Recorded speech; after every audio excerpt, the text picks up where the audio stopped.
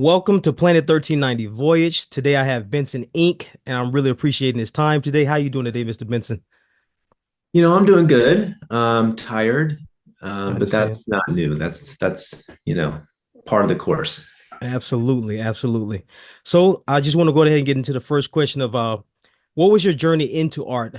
When was the first time you learned that you could draw, and what did you do with it when you actually learned that you could draw? What was your calling? Like when you learned your calling? Yeah. I don't know that I ever had that moment. I just always did it. It was Hmm. never something I was never consciously aware that I was practicing doing it, although I Right. was. When I was growing up, it's just something that I gravitated to. I was very quiet, very shy, but that was something I could control. That was something I felt good about. I felt like that's something I could do. And so I was always in there. I was not athletic. I'm like a classic artist. I'm like, the most unathletic, uncoordinated person. My brothers were more coordinated. So I was more like sit in my room, read comics. I'd be inspired by something, then I would draw it, Yeah. or I'd be listening to music and I would try to draw the cover art. Sometimes I would just sit and draw my hand from different poses. Like I was doing a lot of these things that was very obvious practice, this kind of stuff that I would give my students to do, but I wasn't aware that I was practicing. Wow. It was just kind of doing it um, because I enjoyed it. I was never thinking about whether I could or couldn't. So you're pretty much self-taught. Definitely, well, self-taught, yes, but I also went to school for art education. And when you go to school for art education, they want you to be very well-rounded. So you're Okay. taking classes in sculpture, you're taking classes in painting, you're taking classes in drawing. They want you to at least know how to do a little bit of everything. So I took a lot of different classes, and that exposed me to a lot of different things, a lot of different ways to express yourself. But it wasn't ever like a focus. My Right, minor right. was in painting, but that was only because it would get me out of college sooner. I wanted a minor in drawing, but I would have had to stay for an extra semester or something. No. So yeah, I was like, nope, I'm not going to do that. So I went with painting, which I actually use a lot of those skills now, and I'm really thankful I did. But so I have had some training, and I've had some professors and some classes. But um, as far as when I started doing it, it was just sort of very organic, just sort of exploring it on my own. Right. Okay. So Yeah. after you finish your art education degree, what was the first thing that you pursued in your career? Just being a Um, teacher? Yeah, so and I didn't even realize that that was something I wanted to do until I got to college. I mean, I've always wanted to draw. It's kind of like sappy, but my dream when I was a kid was I was going to go work for Disney. Okay. Done That deal. was it. I Done was deal. pretty set on that. And you get told, especially back then, this was in the 90s, it's like, well, that's not a job. You can't do that. You can't just go work for Disney. Right, So right. I felt like I'd always heard that narrative that this is not a real job. You have to find a real career. And I think that was always in the back of my Yeah. mind. And so when I started college, I wanted to start in graphic design. I felt like that was kind of like maybe a happy medium. Like I could find a career path in that. But I hated it. Yeah. Started taking some classes. I was sitting on the computer making fonts, and I'm like, this is terrible. I don't want to do this for the rest of my life. Like, I don't want to stare at a screen. I want to make actual, physical art. And so I quickly got out of that. And somebody just mentioned to me, like, why don't you just teach? Because you can have summers off and just do it on your own. And That's I was like, awesome. that's actually a great idea because I do like sharing it with people. And I had always worked with kids. So it just kind of made sense. And so I just kind of went straight into that. And then once I got out of college, moved around a little bit, but then I eventually settled on a job teaching middle school and high school art. And I did that for 4 years and then moved out to Seattle. And I've been teaching elementary art for 10 years out here in Seattle. And it's funny that you say you didn't want to do graphic designer, and then that's pretty much what my profession is at this point. And I Yeah. completely understand exactly what you're saying. And the funny thing is, my son just started to draw, and Right. I almost feel like one of those type of parents that actually go find yourself something real. Go find yourself something else, like being a Yeah. like almost like the traditional sense of being a doctor, lawyer, because of how hard it is and how overly saturated these markets are when it comes to art. But what you do is undeniable. So I actually applaud you for staying with that the medium of actually still using your hands, the real Right. craft, and how all this where all this started from. You have to draw first. And that's where a lot of these things are starting to happen, where people go into graphic design and they watch YouTube and they think they're a graphic designer overnight. But Yeah. somebody like you, you're not, it's not an overnight thing. You told No. yeah, you were talking about your process. Do you mind telling me about your process? Did you have sketchbooks? Like, did you try every single different medium, markers? Like, what was it? What was your process of building your art style? It was a lot of drawing from reference, Mm. a lot of that. I read a lot of X-Men comics, and I didn't know any of these artists that I was looking at, but I knew I wanted to be just like them. To be able to draw like that was my goal.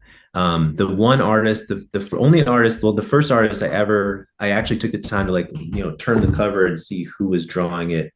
And I started to get really interested in their work, was Todd McFarlane. It was when I first got Oh into yeah. Spawn. Yes. That opened up a whole world for me. That's Just this awesome. whole dark art that I didn't know existed. That's And funny. his level of detail. I mean, I would scour these pages, and it's like every time you look at a page, you're seeing something new. And Right. it might just be like a different rip in his cape or something you didn't notice before. But it was like it just opened up this door, and I'm like, okay, this is who I want to emulate. This is who I want to be. And so I would just draw pages out of his comic just from reference, just trying to do it as close as I could. Um, and I really liked just the heavy layers of ink he would use. He has a lot of like heavy contrast. Hmm. So I started exploring that.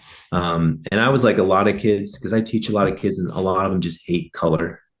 Hate color. That's Every kid you weird. talk to is like, I don't want no color. It's going to ruin it. They know nobody really. I think when you're young, you don't really understand color, Yeah. but and I was kind of the same way, but I was starting to learn that you don't necessarily need it if you can understand contrast. Agreed. It's really how to use that effectively. So then that became part of my style, and I really started using a lot of like heavy, dark, heavy contrast. And maybe I would just add like a little bit of color here and there. Your Um, your style is beautiful. My gosh. I don't even mean to be fangirling like this, but it's gorgeous. And I just saw that Mojo Jojo drawing that you just posted. It yeah, is yeah, absolutely gorgeous. yeah, that's my Um, hero right there. oh, you're a big fan of I Powerpuff love Girls? Mojo. Mojo. So when I am in kind of a rut, if I don't know what to draw, if I'm just not feeling great, like if I'm feeling kind of uninspired, I always go to him. Awesome. Awesome. Awesome. Something about that character I love so He's much. I can great. always draw him. He's I'm awesome. always up for drawing him. I've drawn him so many different ways. There's just something about that one. So like last week, I was kind of in that moment where I was kind of in like a lull.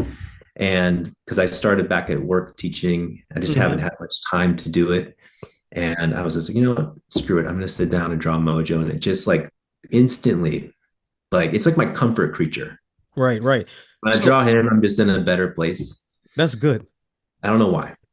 it, everybody has their weapon of choice, pretty much. Everybody Right. has their therapeutic session with themselves. So that's Exactly. perfect to know. Um, as you were developing as an artist, what was it that kept you from having your creative blocks? Was it just that you kept doing reference drawings and like what kept sparking your creativity and kept you interested in it? I always was pivoting to different things. And I think, it can be a great thing. It can also be a terrible thing. There's a lot of artists like that will jump ship from one thing to the next thing to the next thing and never really take the time to really develop it. Mm, They just get so caught up in trying to learn something new. And then it kind of gets a little repetitive and they're off to something else. And that's how I was. I was yeah. very much like, I always drew, and I'd always come back to that.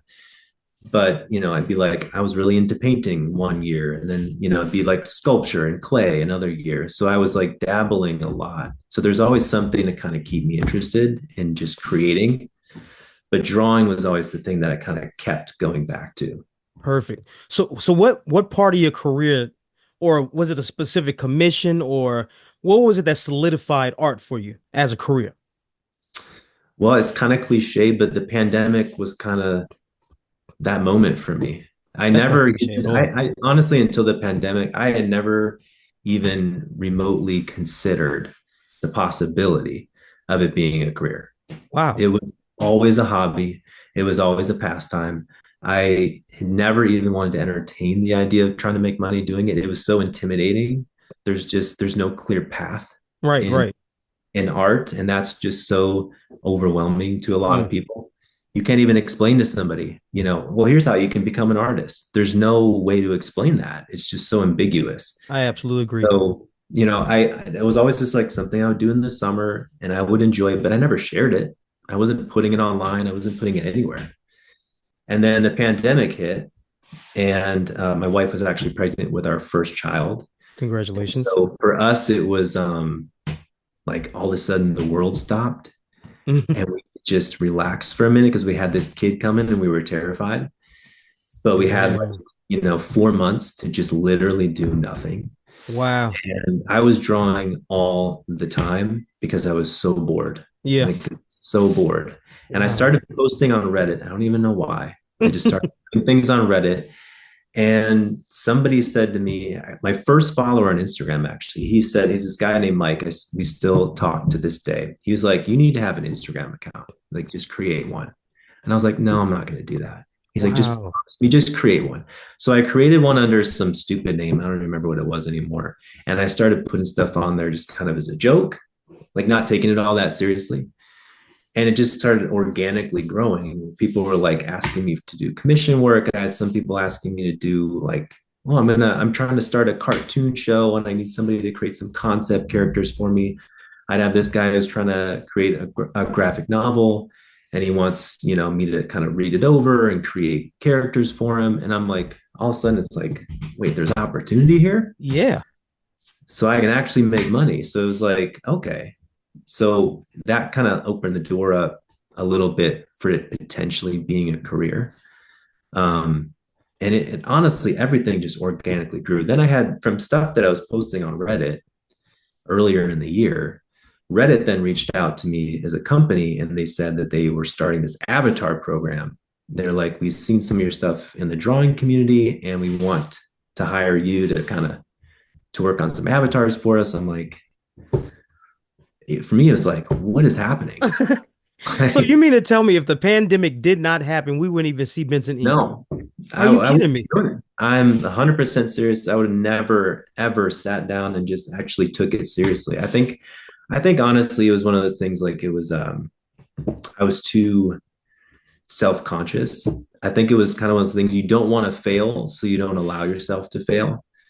You kind of sabotage yourself to an extent. You're almost like the double standard because I feel like you're saying um if the pandemic didn't happen, you would almost settle with just being an art educator, right? And that is actually really sad to hear. It is. And it's almost selfless. Like you're a selfless artist in a way because like, well, and the reason why I say the double standard is, you know how they always say those who can't do teach, right?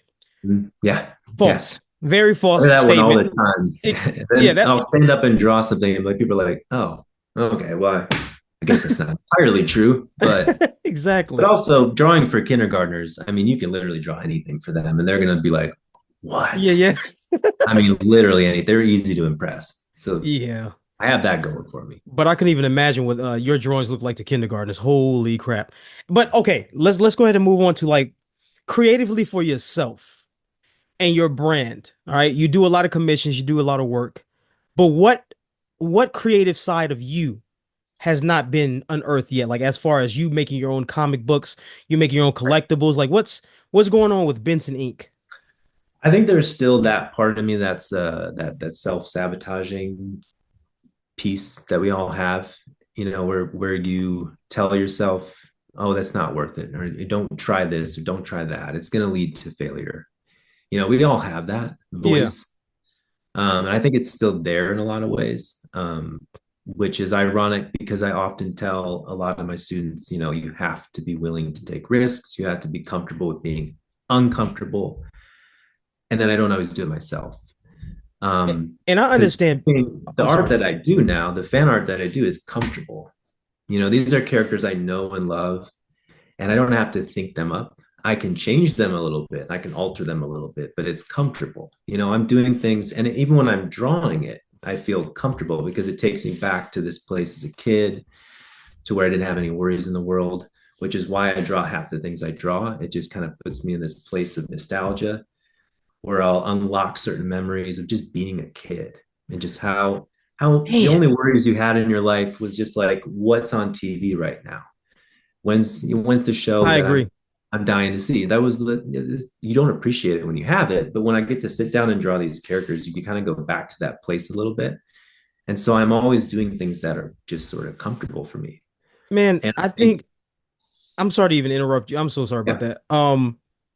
With as great as you are, Benson, and as much beautiful art that you do, and how dynamic your art is, and how your life has literally changed over the pandemic, I think that's kind of wild that you still are self-conscious in that way. Do you know what I mean? Like you can literally draw anything, and you can create anything. It looks like you use multiple mediums. You paint, you can draw, you use alcohol markers.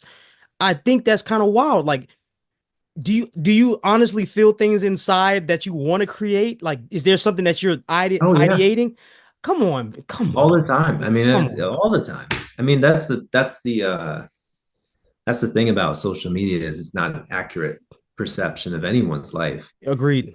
It's all curated to the point where you can make it look flawless, you can make it look easy, you can make it look beautiful. There's a lot going on you don't know about. And, for me, what's uncomfortable is, maybe I should create my own characters.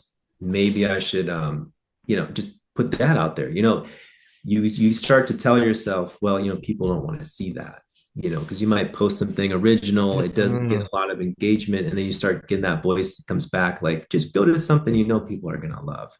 I think you're Draw gonna scare. Joe again. I think you're gonna scare yourself when you create what you create one day, Right. because I don't think it's fair that you're and this is not to be offensive, but I don't think it's fair that you're limiting how great you are, bro. Like I'm just now meeting you, but like I said, I've been a fan for years, and I just don't think it's fair. Like you are on the same scale as Todd McFarlane and all the greats that you see. Like, and I understand the whole facade of what a lot of people put the facade on Instagram, and I get it. It's a very false world that we live in right now.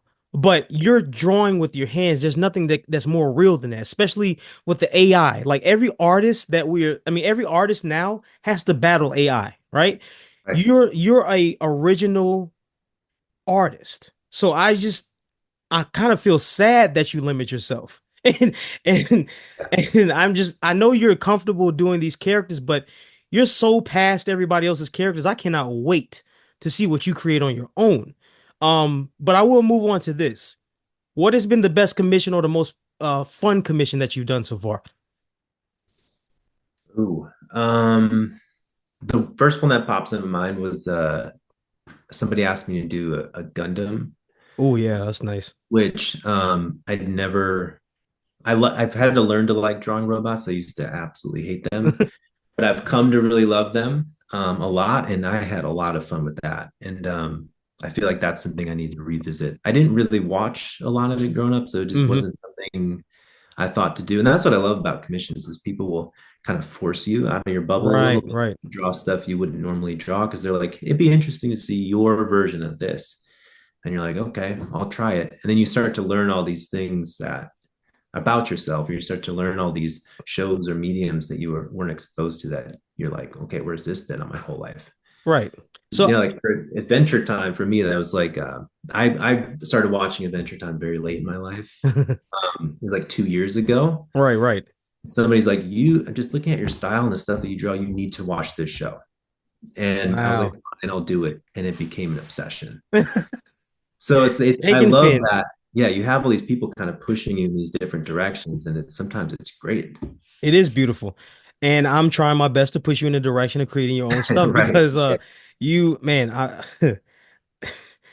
you know what? You made me really rethink my whole understanding of my own self as an artist because again, we put a lot of limits on ourselves because we don't ever think anything is perfect, or we don't Right. ever think, and we can't ever truly see our art. That's what a lot of people don't seem to understand. Like we can't see it. We can only see what we think is the most perfected version of it, but we can't truly see it through somebody else's eyes. So while I'm over here going crazy over here, are you over there? I can add another sparkle. I can add another this. I can add another that. We are Um, our worst critic. absolutely. So what do you think? What this might not be a good question, but I'm gonna ask it anyway. What do you think would be the thing that would possibly push you farther into creating your own things? Like, do you think it would be somebody commissioning you to do it, or because I imagine that somebody would be like, "We're starting a comic book company, like Distillery Media or something, right? we need a comic book storyboard artist. I don't know how much you would be interested in doing that, but we need somebody to do a character design, blah, blah, blah, and we'll pay you X amount of money. Do you think it would be the money or do you think it would be somebody asking you? No, I don't think it'd be the money. Yeah. It'd be just the opportunity. If it was the right person and it was like, it'd be stupid to say no. Right. It's all about kind of, the uncomfortability comes from the unknown. It's an unknown process for me. I don't know how that's going to go. Yeah. I don't know how much time is going to be put into that. I don't know what kind of struggles are going to come from that. So it's like you lean into things that are more comfortable. Especially for me right now, my time is very limited. Not Right. because I'm Right. such a busy person. It's just I have two kids. I teach elementary art. And it's like it's just I might have an hour here or there to sit down and do something. And I kind of want to just go through the process and knock something out for myself in that time. Whereas if I get caught up in some project that, I'm not really sure where it's going or how much time is going to go into it, that means pushing a lot of other things off to the side. And I Okay. think that's where that worry comes. But if it was the right opportunity and there's the right person asking, I think it'd be like, well, I'll make that sacrifice because I'd be stupid not to. Right. So, so you mentioned X-Men and you mentioned Mojo Jojo. What are your, besides those, what are your top five fandoms that give you complete comfort? Mm. Spider-Man, I always go back to Spider-Man. Um, that was like the character I felt most relatable to me. Yeah. So I loved him. Batman is a true love. And that's when I don't even like. I haven't even really touched that one. I love Batman so much that I don't even want to draw him. Um, that's how much I love him. But Batman's a deep love for me. Wow. Um, Adventure Time has become that. I'm obsessed with that show. I absolutely love it. I love the Powerpuff Girls and all the Yes. cartoons from that period, like Yeah, Dexter's Lab. cartoon. Yeah. Yes, like Yeah, that was a everything beautiful from period. that period of time was just so good. And then Ren and Stimpy is another good one. You know what? My favorite animator of all times, people probably think I'm crazy, is Gennady Tartakovsky. Like that man, Yes, I mean he's even uh, Symbiotic godlike. Titan. Symbiotic Titan was extremely slept on, and it was Primal. All of those shows that he created, like later on, that was slept on after Dexter's Laboratory, Johnny Bravo, and all of those. It's really sad how slept on he was, and Yeah, he's brilliant. I he's mean, very honestly, brilliant.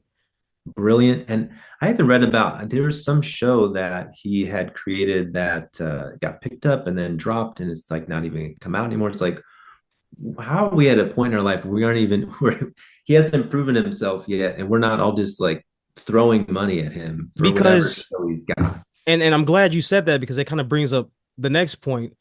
How do you feel the state of art? I mean, how do you feel about the state of art right now as far as the content that people put out when it comes to art and when it comes to like the type of TV shows that we grew up on, like X-Men, SWAT Cats? Um, I'm in my 30s, so like a lot of things I can keep naming, I'm pretty sure you're familiar with, Mm. but what do you think about even the animation styles that they have these days? What do you think about that now? Do you feel like it's dumber now, it's dumbed down, or do you feel like it's just fitting the time that we're in right now? I think it's starting to pick up a little bit. I think it definitely hit a period where it was very uninteresting to me. Nothing Mm. about it really, there wasn't any shows I was hearing about that I really wanted to gravitate to. And for whatever reason, I think it's kind of coming back. Like it's taking a swing in the other direction. We get these shows like Love, Death, and Robots, which Oh is yeah. That pure was creation. wild. Yeah, and it's all digital, but like because every episode is a completely different style and different take, that's the kind of stuff I want to see more of, where it's just purely a creative endeavor to see where it goes. Um, and then we have, I've seen a lot of shows. I can't name all of them, but I'm seeing a lot of shows now that are coming out on Cartoon Network that are starting to go back to some of the older styles. Um, like Steven Universe was a really good one for a Yeah, while that was a there. cool show. Yeah, that Great was a cool show. show. Like I feel like they're kind of going back to some of the basics into some ways, and like back when like in the 90s, I think that's when cartoons were at their peak. I don't know if it's ever going to reach that point It will again. never reach that again, ever. Right. The people aren't the same no more. It's not that mindset. Like even music, everything has changed to the point where we're in an oversaturated market. So the fact that everything is oversaturated already kills a little bit more of Yeah. creativity, right? And people are so AI hungry these days that they kind of start brands. It's really gross in my opinion. But anyway, Right. You hit it right on the head. It's just oversaturation. And super back then, like people are going to hear this and think, well, you're just talking about those days because that's when you grew up and you were a kid. But like, no, it was really actually in its formative years then. exactly. And I don't And care if so, anybody calls me an old head. I really don't care because right. And I don't care. I am yeah. old. But the thing That's is funny. like, they were fighting for these time slots. And so you really couldn't, there wasn't an oversaturation because if you had this prime spot, you had to keep that prime spot. And if somebody else wanted it, so they would put out a show that's even better, and that's going to bump you down.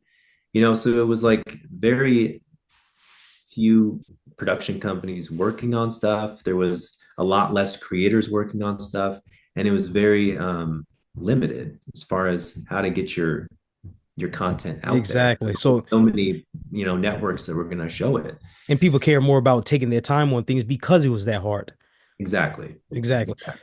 So, first off, I will say that I hope Jim Lee calls you one day and forces you and Well, that forces that you. call would do it. Yeah, that call would Jim definitely Lee, do I hope Jim Lee it. calls you one day and forces you to do a whole Batman issue. And I would buy it off the shelf, like, and I would pray that you would autograph it. Um, but what would be your dream collaboration or dream commission? Have you ever really thought about that? No, honestly. I mean, there's definitely some artists that I follow that I really respect and look up to. There's this artist, Deadly Mike. Do you know who Deadly Mike is? Deadly Mike. I'm gonna look him up after this. I'll tell you that. Oh man, he's such a good artist. He does a lot of cover art for Marvel. Um, and his stuff is just so good. And he used to break dance, so he has this whole hip Oh, that's hop cool. culture that it kind of infuses into a lot of his work. If somebody like, and one day, I've been following him for a while, and one day he hits me up and asks me to order a print of something of mine. Wow. And I was like, excuse me? Like, is this like a gift for somebody? And he wanted it for himself. And then he started following me, and I'm like, oh my God, like this, because his work's incredible. I mean, somebody like that I've been looking up to, whose work I kind of emulate, reached out to me and wanted to do something and be like, okay, yeah, let's see where this Wow. goes. I put you at the top though. Like I put you at the top of the new race of well, the new generation. Well, you're not. Well, I can't say new generation, but I can kind of say new generation because you just kind of entered into the Yeah. the the the world of art because you kind of just stayed behind the scenes for a long time. You, Scotty Young, David Nakayama, you guys are great, and I really, really, and I'm gonna literally pray about it that somebody forces you out of your shell one day because I don't think there's a lot of artists that we see these days. Again, these kids are confident these days. Even with Mhm. no skill, they have all the confidence. And Right. we come from a period of time where you had to take your time, you had to do it over and over again. You really press yourself to learn the craft, right? And I do not like to see legends like you die off or get overshadowed by these overconfident people that aren't really doing anything or adding anything to the art world, just over adding more saturation. Um, business wise, how do you see yourself expanding? That's a tough question. That's the question that haunts me. Wow. The thing about creating a brand is it's incredibly hard. Yeah, It's it incredibly is hard. a And lot of work. it's like art where there really is no pathway. I mean, you can hire people that will help you create your brand. In some cases you almost need to. It's maybe not something you can do on your own. It's really, really difficult to create a brand. But I look at some of these artists, they have a clear brand, a clear style. They've just sort of honed it in and they've learned to capitalize on that and find opportunity. And I don't think I'm quite there yet. I think I jump around too much. I think anyone, I definitely have a style as far as the way that I do my line work, the coloring. but I wouldn't say it's completely uniform.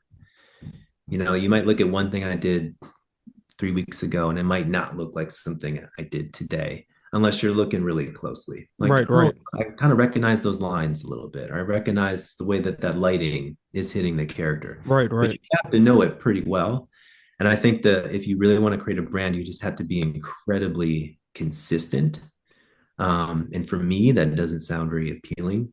I don't think I'd want to do the same again and again, but you kind of have to. I mean, you'd almost have to craft a page where people go to it and they see a lot of the same colors, a lot of the same subject matter.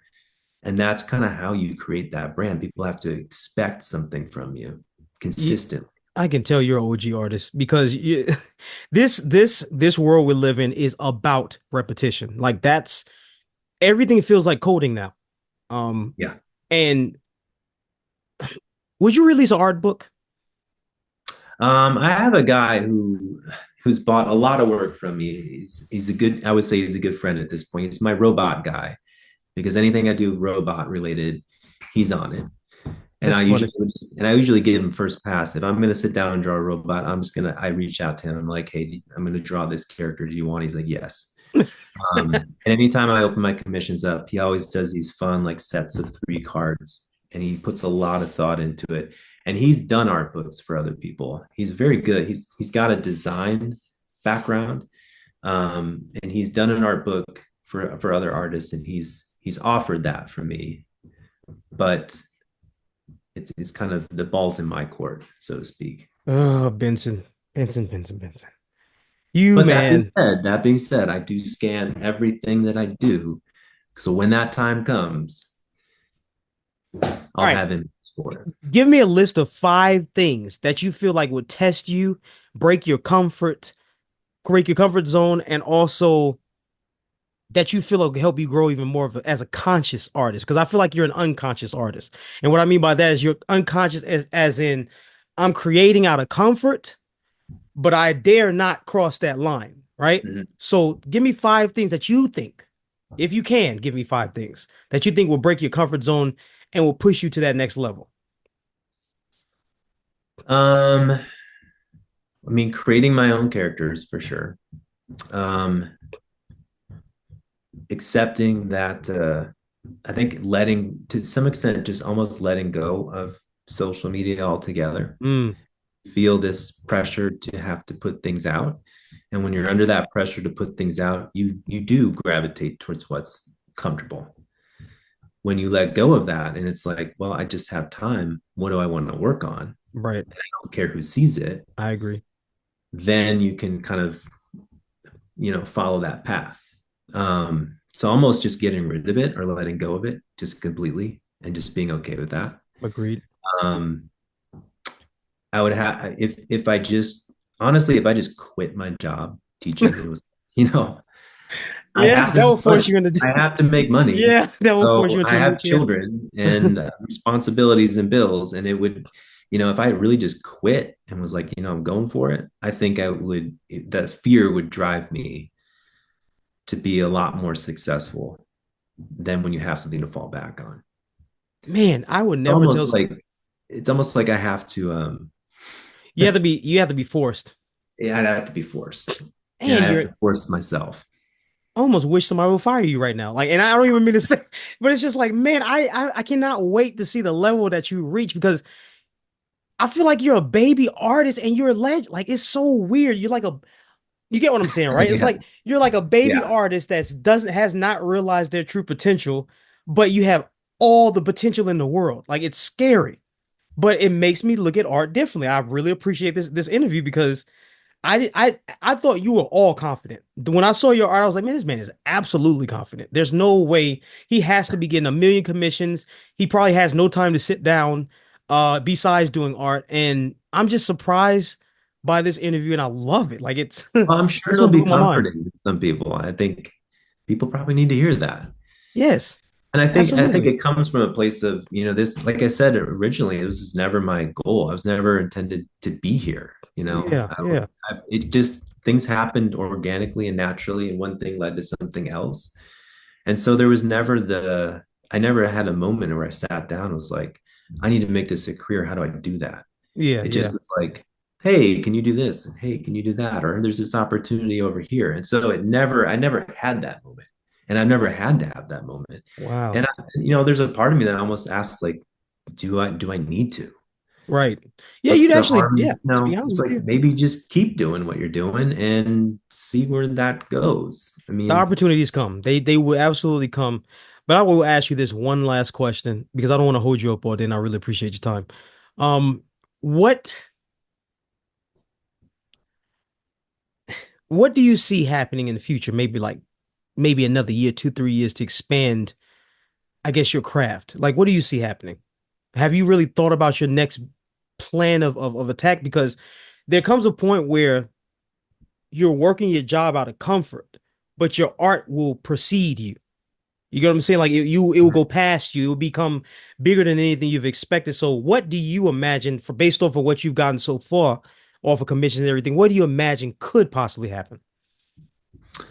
the biggest box I would like to check is some kind of published work. Your own And I art book. think that'd be good for me.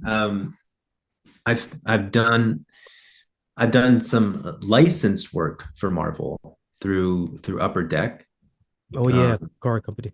which I have stuff that hopefully I'll be able to share soon that I've done for them. But right now I can't share it. But that was kind of like, it's not officially Marvel work. It's not like you're working for Marvel. It's just that it's approved by Yeah, Marvel, which absolutely. feels still feels pretty good because they have to Wow. look at it and approve it.